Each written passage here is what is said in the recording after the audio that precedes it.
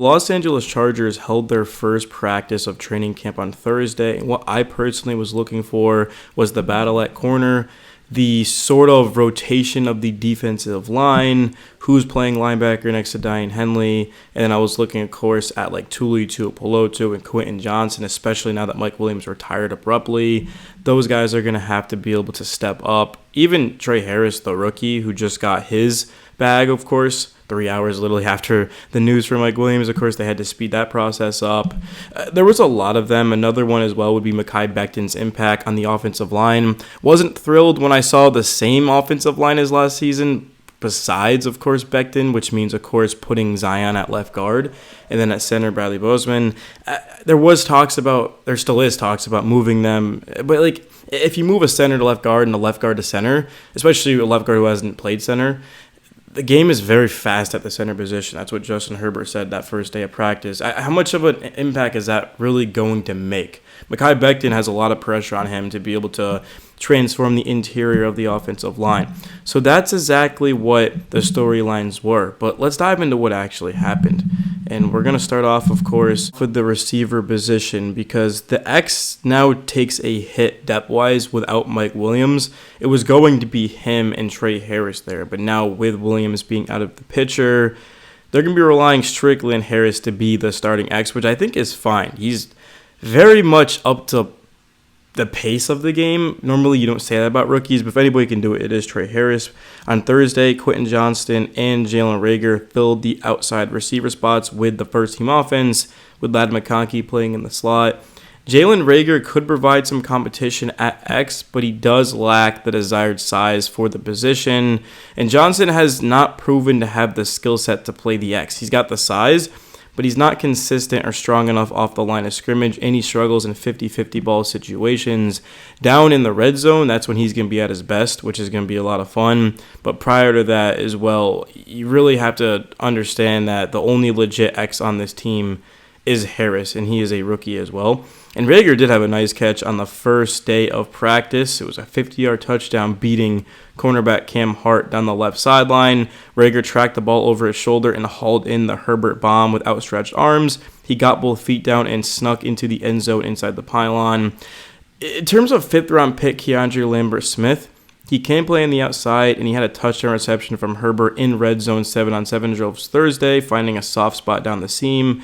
But the most logical fit for Lambert-Smith is as a speed Z receiver, not necessarily as an X.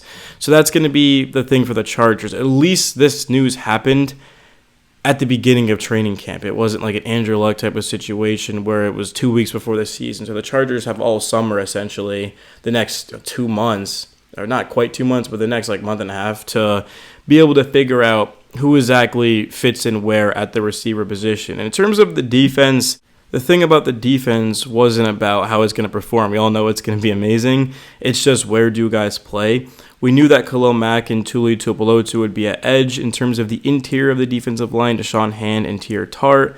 Daiyan Henley and Denzel Perryman were at inside linebacker. Derwin James Jr. was at nickel. Tariq Still and Cam Hart were at outside cornerback. Alohi Gilman and Tony Jefferson were at safety. Interesting to see Jefferson there. That's kind of surprising to me. The second-team defense, Dante Jackson and Benjamin St-Juste were at outside cornerback. Jazir Taylor was at nickel. Junior Colson was at linebacker during spring practices. The second team for the Chargers is interesting because you have multiple guys who probably could start for a good amount of teams in the NFL. Like Junior Colson, I think, has a lot of potential at linebacker. Dante Jackson and Benjamin St-Juste both have experience as starting cornerbacks. The Chargers are loaded with depth, and it's certainly something to keep an eye on in that secondary. It's just tough to fight for playing time when you got such good production out of the rookies in the secondary and Still and Hart. And then in terms of the offensive line, we briefly touched upon it at the beginning of the video. I'm just not big on using Bradley Bozeman and Zion Johnson at the same positions as last season. The interior of the line was trash, and now you have the same two guys back.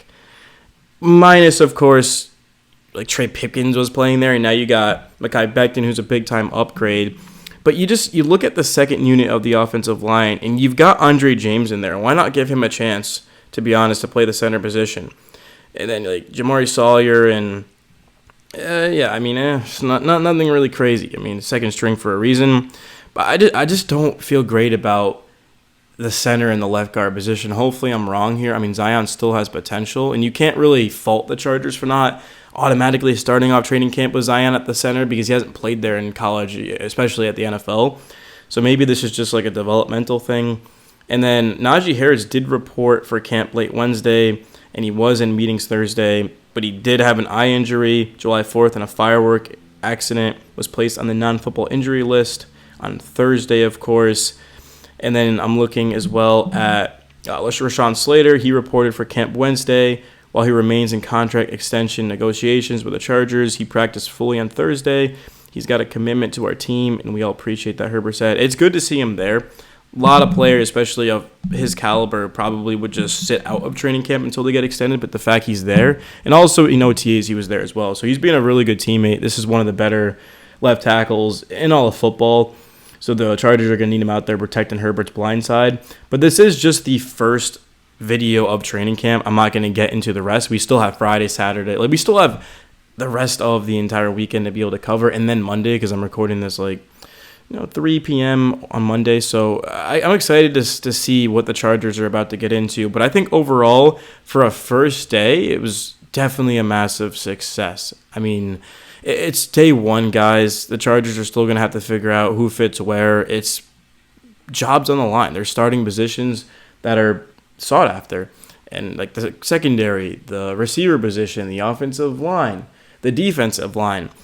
There's just so much depth and good amount of talent on this team to the point where it might take all summer to be able to figure out who's going to be starting where. But I'm excited about it too. And the thing about the Chargers is that they've got a great defense. They gave up the fewest points of football last year, and the offense is significantly improved. It definitely takes a hit without Mike Williams, but it's not that big of a hit just because the Chargers drafted a couple of rookie receivers that I like.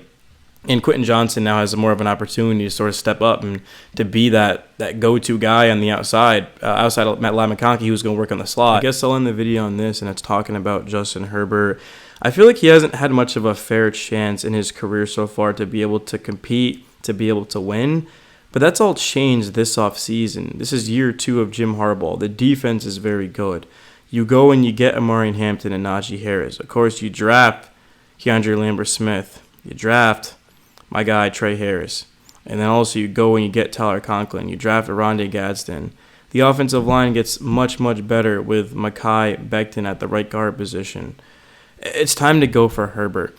And I know there's going to be a lot of pressure on him. Of course, he's the quarterback. But this is his legacy we're talking about. This is the Chargers' legacy we're talking about. And Herbert, he's got to get it done this season, man. Like I said, when I first started talking about Herbert like a minute ago, the interior of the line was bad. He was under constant pressure. Guys dealt with drops. And Herbert did also miss some throws as well. He wasn't at his best. I didn't think Herbert played great at all when I went back and I looked at the film several times. But this has to be the season for the Chargers. They've got to be able to win this division. They've got to be able to make a deep playoff run, and they've got to change the narrative, man. Because the narrative right now is that the Chargers are chokers. They're going to Charger. And it's up to Herbert to be able to change that, man. He's got to go out there every single week and give this team a chance to win like he always does and just be at his best. I'm excited, too.